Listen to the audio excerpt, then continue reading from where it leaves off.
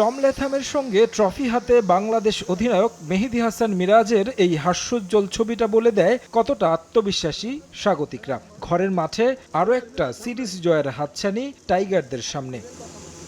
জয়ের ধারায় থাকতে হলে বড় দায়িত্ব ব্যাটারদের। সুযোগের অপেক্ষায় সৌম্য সরকার, সাইফ হাসান হয়তো পাচ্ছেন আরও 2 ম্যাচ। তানজিদ হাসান তামিমের সঙ্গে ওপেনিংয়ে সাইফ এগিয়ে থাকলেও সবারই সুযোগ মিলবে আশ্বাস দিয়েছেন মিরাজ। প্রত্যেকটা প্লেয়ারই সুযোগ পাবে, কারণ আমাদের কিন্তু একটা সিরিজ না, বিশ্বকাপের আগে আমাদের অনেক ম্যাচ আছে। সো প্রত্যেকটা প্লেয়ারই, আমি বিশ্বাস করি অ্যাজ এ ক্যাপ্টেন হিসাবে, যে প্রত্যেকটা প্লেয়ারই সুযোগ পাবে তার তার জায়গা থেকে। একটা ব্যাটসম্যানকে একটা এনাফ সুযোগ দেওয়া উচিত আমার কাছে মনে হয়।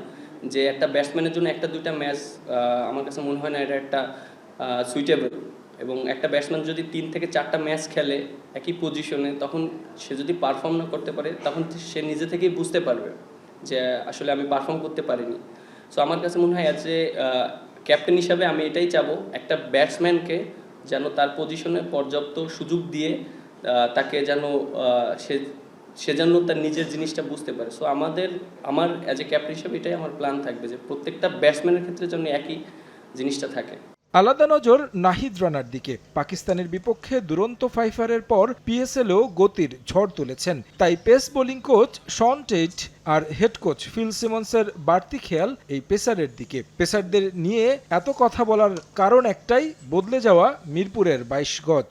না, পেস বোলাররা খুবই ভালো বল করছে, এবং আপনি যেটা বললেন যে ওইখানে অনেক ফ্র্যাঞ্চাইজি ক্রিকেটে অনেক চ্যালেঞ্জ থাকে, ওরা খুব ভালো বোলিং করেছে। আর রিশাদের ক্ষেত্রে যেটা, অ্যাজ এ ক্যাপ্টেন হিসাবে আমি অনেক কনফিডেন্ট ওকে নিয়ে। একটা দুইটা ম্যাচ খারাপ যেতেই পারে, প্রত্যেকটা প্লেয়ারেরই যায়, বাট আমি বিশ্বাস করি যে ও যে মানের বোলার, ও যদি নিজেকে ব্যাক করে এবং ভালো জায়গায় বল করে, ও অনেক ভালো করবে। প্রফেশনাল প্লেয়ার হিসাবে আমাদের প্রত্যেকটা ম্যাচই আমাদের জন্য অনেক ইম্পর্টেন্ট, এবং আমরা চেষ্টা করব অবশ্যই, যেহেতু ওরা টিম এসেছে, আমাদের সর্বোচ্চ দিয়ে চেষ্টা করব আমাদের রেজাল্ট করার জন্য। এবং আমরা যদি সিরিজ জিততে পারি, এটা আমাদের জন্য অনেক একটা বড় অ্যাচিভমেন্ট হবে, যেহেতু আমাদের র্যাঙ্কিংয়ের একটা বিষয় আছে, আর আমাদের জন্য খুবই ইম্পর্টেন্ট এই সিরিজটা। দুশ্চিন্তার নাম মিডল অর্ডার। আফিফ, মিরাজরা ফর্মহীনতায়, যেখানে বাড়তি গুরুত্ব দিতে হচ্ছে টিম ম্যানেজমেন্টকে। সেই সঙ্গে থাকবে তপ্ত রোদের চ্যালেঞ্জ।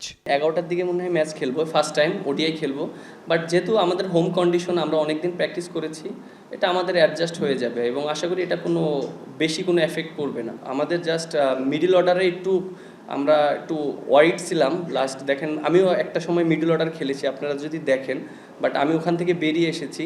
আর আমরা চেষ্টা করছি মিডল অর্ডারে যারা এক্সপিরিয়েন্স প্লেয়ার, যারা বিগত দিনেও সাকসেসফুল প্লেয়ার, তাদেরকে সুযোগটা দেওয়ার চেষ্টা করছি, যেহেতু আমরা টিমটা একটা বন্ডিং করছি ওয়ার্ল্ড কাপের জন্য।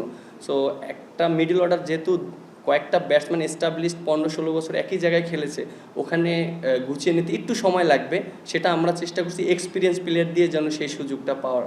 তবে এবারের ব্ল্যাক ক্যাপস দলটা নামে ভারে সমৃদ্ধ নয়। ফ্র্যাঞ্চাইজি ক্রিকেটের ব্যস্ততায় নেই অধিকাংশ তারকা। তবু আশাবাদী কিউই অধিনায়ক।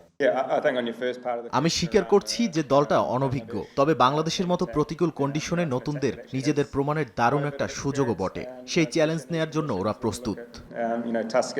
শেষ কয়েক সিরিজে মাঠে দর্শক খরা। বৈশাখের প্রচণ্ড গরমে দিনের আলোয় ম্যাচ হওয়ায় চ্যালেঞ্জ বাড়বে দুই দলের জন্যই।